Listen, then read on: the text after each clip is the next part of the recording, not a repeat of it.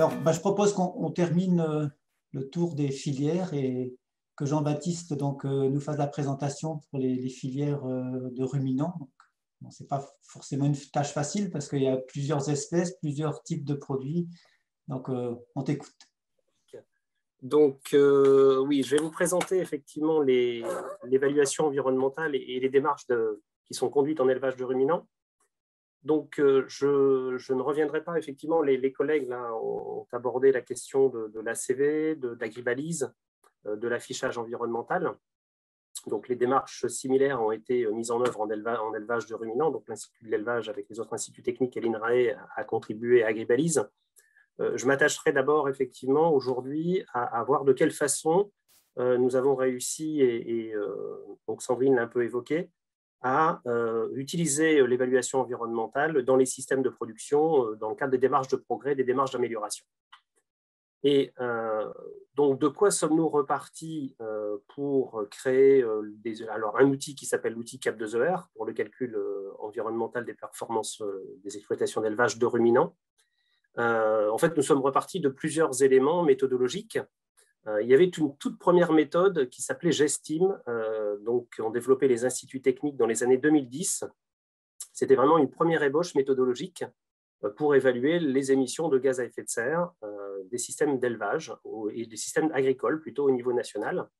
Et puis ensuite est arrivé Agribalise, qui a permis également d'étoffer, comme le disait Ayo, l'évaluation environnementale. Et puis d'autres méthodologies, donc portées par exemple, la FAO avec LIP, le programme LIP, l'initiative qui a permis de développer plusieurs guides méthodologiques au niveau international.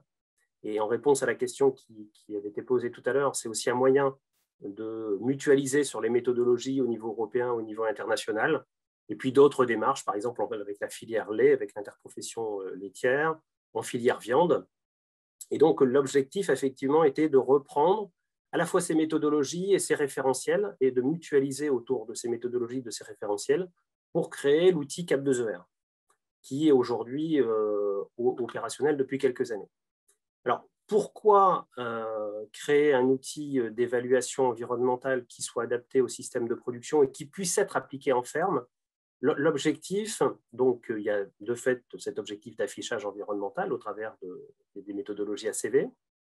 L'objectif à notre niveau a été tout de suite de vouloir impliquer les producteurs dans ces démarches, de manière à anticiper ces problématiques environnementales, sensibiliser les producteurs, sensibiliser les acteurs à ces liens entre pratiques et impacts environnementaux. Et c'est pour cela qu'en fait, ça nous semblait important d'avoir cet outil CAP2ER. Alors, Élodie Pechnard l'a évoqué, un outil CAP2ER de 2 niveaux. Un premier niveau qui permet de sensibiliser. Il faut démystifier cette question des impacts environnementaux parce que ça semble très complexe. Parler de protoxyde d'azote, de méthane, etc. Aux producteurs, ce n'est pas forcément chose évidente. Et donc, l'objectif, c'est effectivement de les sensibiliser, avec un CAP2ER niveau 1, par exemple, de mesurer, dans le cadre de l'affichage environnemental, par exemple, mais également dans le cadre de l'évaluation des pratiques ou des systèmes d'élevage qui sont mis en place. De fait, ensuite, de voir quels sont les moyens de réduire les impacts environnementaux ou d'augmenter les contributions positives. Et donc là, on parle de plan d'action en exploitation. Et puis, cette évaluation environnementale est également un bon outil de communication pour voir un peu quels sont les progrès qui ont été réalisés. Et puis, en lien avec le label bas carbone, les 2 collègues ont commencé à l'évoquer, c'est comment on peut aussi justifier des gains qui sont réalisés, des réductions d'émissions de gaz à effet de serre, par exemple, dans le cadre du label bas carbone, en vue d'obtenir des financements pour les producteurs. Ce point-là a déjà été abordé, c'est une façon un peu différente de présenter les choses, mais de fait, ce qui semble très important, c'est de ne pas fonctionner en silo. Et si on parle d'évaluation environnementale, il faut vraiment parler d'évaluation environnementale multicritère. On parle beaucoup de climat actuellement, mais il y a également d'autres problématiques environnementales à intégrer lorsque l'on propose des plans d'action aux producteurs. On parle beaucoup de climat, mais on ne parle pas suffisamment, je trouve, d'émissions d'ammoniac, par exemple, alors qu'on a un plan de réduction des polluants d'origine atmosphérique. La consommation d'énergie, la production d'énergie sur les exploitations. Le stockage de carbone, ça a été évoqué, donc c'est un élément aussi qu'il faut intégrer dans l'analyse environnementale, même si ce n'est pas forcément un sujet qui est tout à fait mûr dans l'ACV, En tout cas, c'est un sujet à intégrer dans l'évaluation des systèmes de production. On parle de plus en plus également d'agriculture régénérative ou de fertilité des sols. Il y avait une question tout à l'heure sur l'utilisation des pesticides. Tous ces éléments-là également sont à évaluer. La performance nourricière, on l'a vu. La qualité de l'eau, de fait, l'activité d'élevage a engagé de gros travaux depuis les années 90 pour préserver la qualité de l'eau. Et donc, c'est important également de voir quelles sont les contributions, alors parfois sur la fertilisation minérale ou organique, ou à la pollution de l'eau ou la réduction des pertes de nitrates, par exemple, les consommations d'eau, et puis tout le volet autour de la biodiversité, l'entretien des paysages. Et donc là, ce sont des éléments également qu'il faut appréhender avec les producteurs. Et c'est aussi un élément qui est très important, c'est-à-dire, lorsque l'on engage la discussion avec les producteurs, ne pas uniquement parler des impacts environnementaux, mais aussi des contributions positives que peut jouer l'agriculture au sein de la fertilité des sols, de l'aménagement du territoire, etc. Alors, quel est le périmètre de CAP2ER? Donc, on retrouve l'ensemble des impacts environnementaux le changement climatique, la qualité de l'eau, la qualité de l'air, on l'a vu, l'épuisement des ressources fossiles, plus d'autres flux évalués par CAP2ER en dehors du périmètre que l'on nous qualifie de périmètre GESTIM autour de l'analyse environnementale et de la CV. Les productions concernées aujourd'hui, donc, ce sont l'ensemble des filières d'élevage de ruminants et les cultures. Alors, pourquoi les cultures? Parce qu'en fait, on s'attache avec CAP2ER à avoir une analyse à l'échelle de l'exploitation, puisqu'on sait très bien qu'il y a des flux très importants entre les différents ateliers d'une exploitation et qu'il est délicat de saucissonner une exploitation en de multiples ateliers. On a des échanges de fourrage, de concentrés, des échanges de déjection entre ateliers. Et donc, c'est important d'avoir des indicateurs qui soient globaux à l'échelle de l'exploitation et de manière à avoir une cohérence globale, puisqu'on pourrait très bien améliorer un atelier au détriment d'un autre, par exemple. Et la cible CAP2ER, ce sont de fait les producteurs, pour, comme je l'évoquais tout à l'heure, permettre de mieux comprendre cette relation entre activité agricole, activité d'élevage et environnement. Les conseillers d'élevage de fait, parce qu'il faut accompagner les producteurs dans le changement de pratique, et les opérateurs des industries agroalimentaires, qui, eux aussi, ont un rôle à jouer dans la contribution à la lutte contre la pollution et puis le maintien des aménités positives.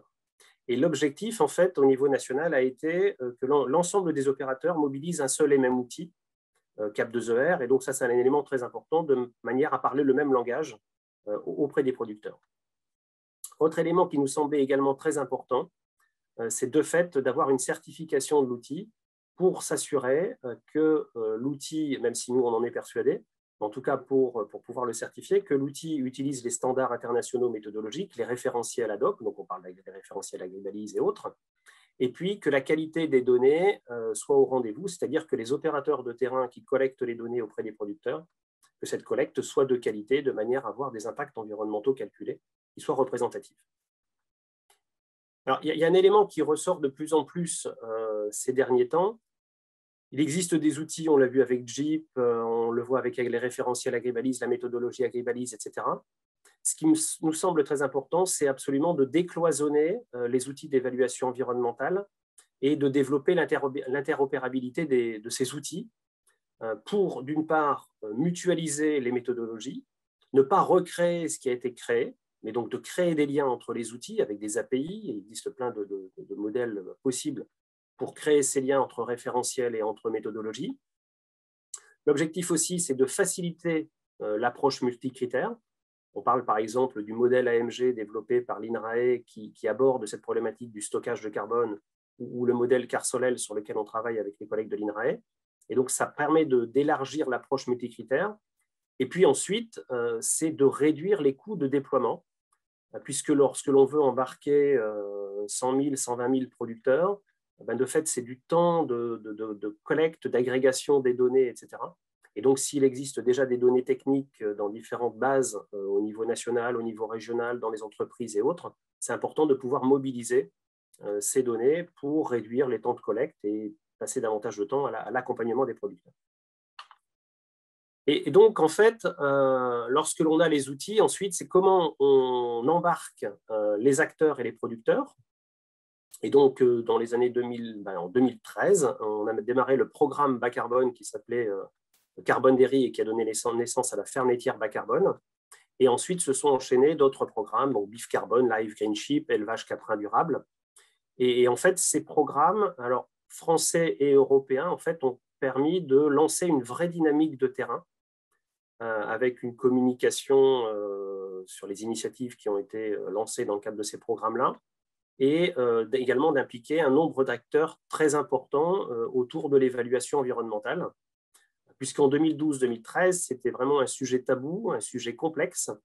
L'objectif, c'était de bien s'approprier ces éléments-là de manière à pouvoir en parler sereinement avec le producteur et avec l'ensemble des acteurs. Et c'est pour ça qu'il y a cette dynamique qui s'est créée autour de Cap2ER, avec un nombre d'opérateurs assez conséquent qui mobilisent aujourd'hui les outils entre associations de producteurs, organismes de conseil, industriels, agroalimentaires, etc. Et donc, ces programmes en fait, européens ont donné naissance en fait, au niveau national à des démarches soit portées par le ministère français, le ministère de l'Agriculture et puis l'ADEME, autour du plan de relance, comme l'a évoqué Sandrine, soit des programmes régionaux, c'est-à-dire que les régions, les conseils régionaux souhaitent appuyer la transition des producteurs vers le bas carbone ou la biodiversité, la fertilité des sols, etc. Donc d'importants programmes régionaux qui permettent de diffuser, d'auditer les producteurs, de les engager dans des démarches de progrès. Ce que j'évoquais également, c'est un déploiement très fort qui est porté par l'aval, puisque dans le cycle de vie qu'évoquait du produit lait ou viande qu'évoquait Ayo tout à l'heure, 80-85% relèvent de l'amont agricole. Et donc, c'est aussi important pour les industriels de l'agroalimentaire et qu'effectivement, les démarches de progrès concernent le maillon entreprise de transformation, mais également le maillon agricole, et d'où une implication très forte pour accompagner les producteurs dans ces démarches de progrès. Et puis, donc tout ça, c'est porté par les partenaires techniques, donc les entreprises de conseil, la coopération, les associations de producteurs et les centres de gestion. Alors, ce qui est intéressant, c'est de voir, ici c'est un exemple, il y a d'autres exemples pour d'autres productions, mais simplement ici un exemple en production laitière, où vous avez un échantillon de 3300 fermes, avec les 4 systèmes les plus fréquents que l'on rencontre en production laitière en France.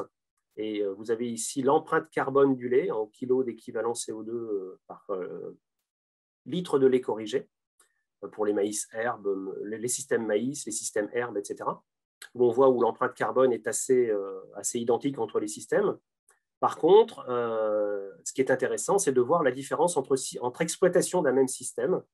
Et donc, par exemple, lorsque l'on compare la moyenne au top 10, on voit très bien qu'il y a des différences assez importantes liées en fait à un niveau d'efficience qui va être différent entre les exploitations.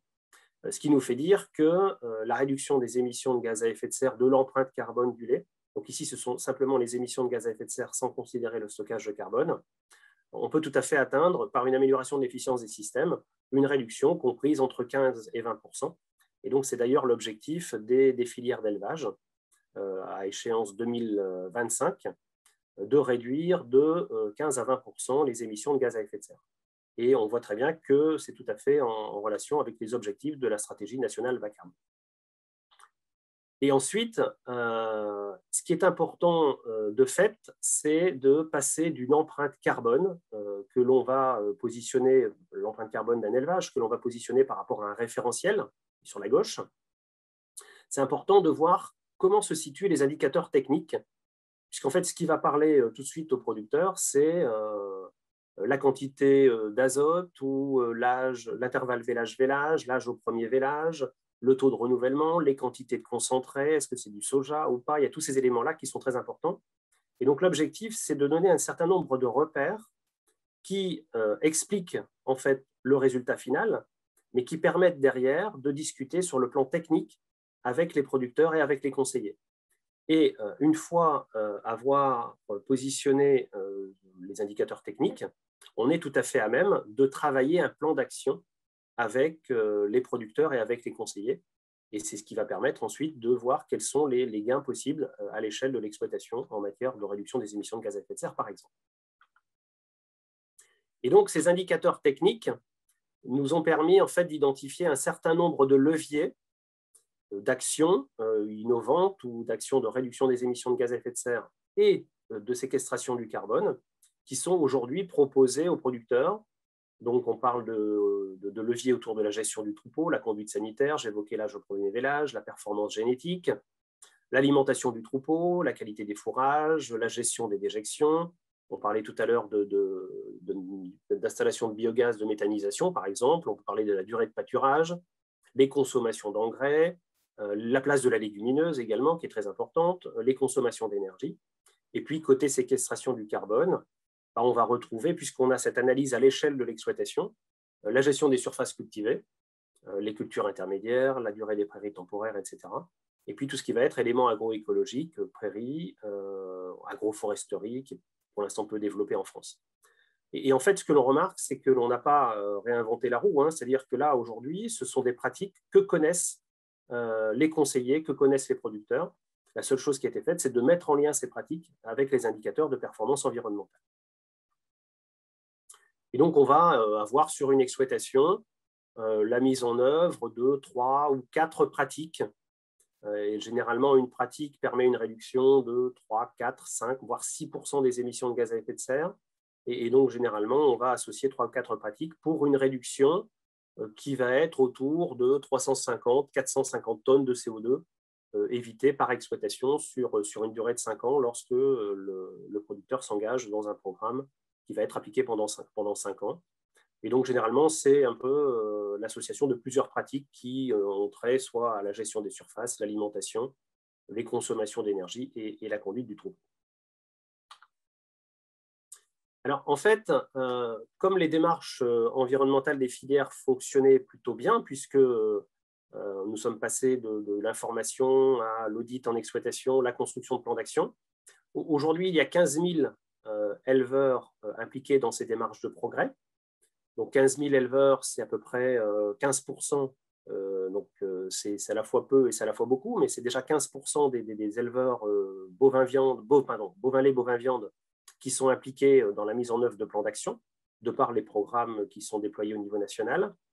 L'idée était de dire, grâce au label bas carbone qui permet de quantifier, certifier la réduction des émissions de gaz à effet de serre, l'idée était de dire, il faut que l'on trouve un moyen, avec ces méthodes d'évaluation environnementale, de valoriser et de comptabiliser la réduction des émissions de gaz à effet de serre ou l'augmentation du stockage de carbone. Et c'est pour cela qu'en fait, nous avons développé la méthode Carbone Agri, qui a été certifiée par le ministère. Et donc, CAP2ER, avec la méthodologie multicritère, permet de faire un bilan, un diagnostic à date d'une exploitation sur les critères climat, émissions d'ammoniac, biodiversité, etc.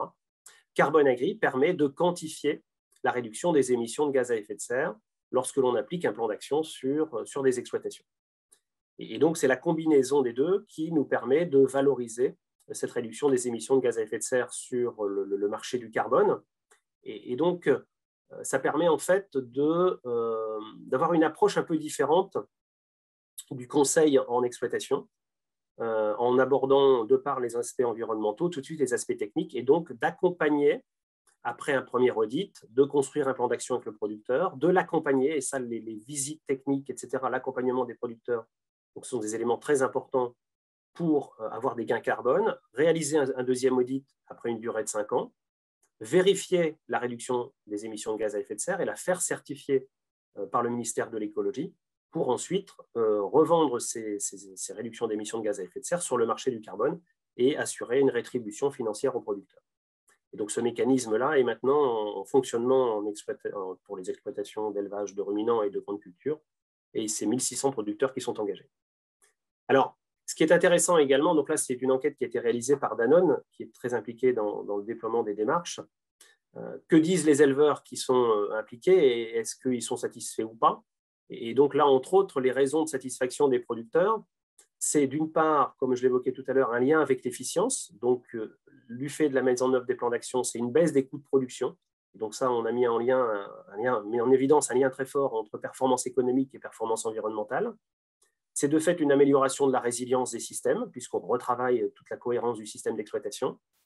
c'est une amélioration des connaissances sur les gaz à effet de serre, et donc ça permet, ce que je disais tout à l'heure, de démystifier cette question très complexe, et puis de créer des liens sociaux, de par le rachat de crédits carbone, de par les financements participatifs et autres, qui permettent d'accompagner financièrement la transition.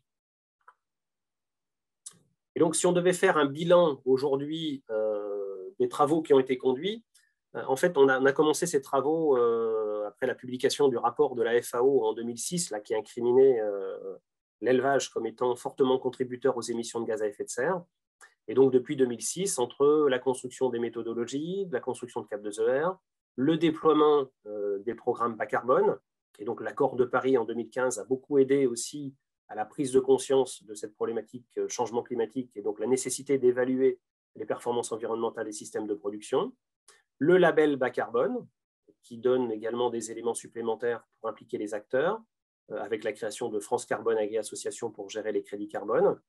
Et puis tout cela, en fait, s'inscrit dans les objectifs du Green Deal, la stratégie nationale bas carbone et puis peut-être la neutralité carbone en 2050. Alors, en guise de conclusion, simplement rappeler que, voilà, on se disait effectivement, évaluation environnementale, est-ce une menace ou une opportunité pour les systèmes de production et les systèmes d'élevage? De fait, il faut parler multicritères, impact et services environnementaux. Alors, on parle beaucoup maintenant de services écosystémiques. Donc, ça sont des éléments très importants à intégrer. C'est de fait un dispositif opérationnel, puisque quand on a un échantillon de 15 000 fermes qui ont été auditées, ça permet de créer un observatoire et de voir également quelle est la trajectoire, quelle est la dynamique en matière d'évolution de l'impact environnemental. C'est de fait un bon outil d'accompagnement technique, une autre approche du conseil en élevage, qui permet de revenir dans les fermes et d'accompagner les producteurs. Il faut lier aussi l'évaluation environnementale aux performances techniques et économiques. C'est aussi un bon outil de mesure des progrès liés à l'évolution des pratiques. Alors, on parle beaucoup d'évolution des pratiques puisqu'on est en lien avec l'efficience des systèmes, mais peut-être il faut un changement peut-être un peu brutal aussi et peut-être penser à l'évolution des systèmes de production. Peut-être il faut changer un peu les modes de production et donc ça fait partie, c'est un bon outil aussi d'évaluation. Et puis, c'est un dispositif qui permet d'outiller la communication, puisque lorsque le rapport de la FAO est sorti en 2006 et encore en 2010, nous n'avions vraiment aucune communication sur le sujet. Et donc, ces évaluations environnementales permettent vraiment d'outiller la communication avec l'ensemble des acteurs.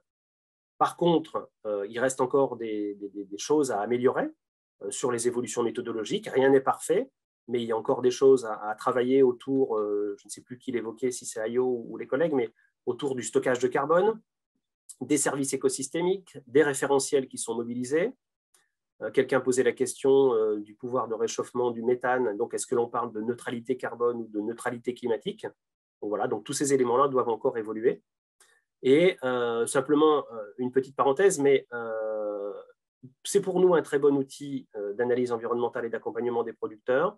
Attention toutefois au risque de l'analyse environnementale lorsqu'elle est utilisée de façon sur un seul critère qui est par exemple que sont les émissions de gaz à effet de serre ou l'empreinte carbone, et lorsqu'elle est bornée à l'ACV pour l'affichage environnemental, puisqu'il nous semble, une approche un peu plus holistique.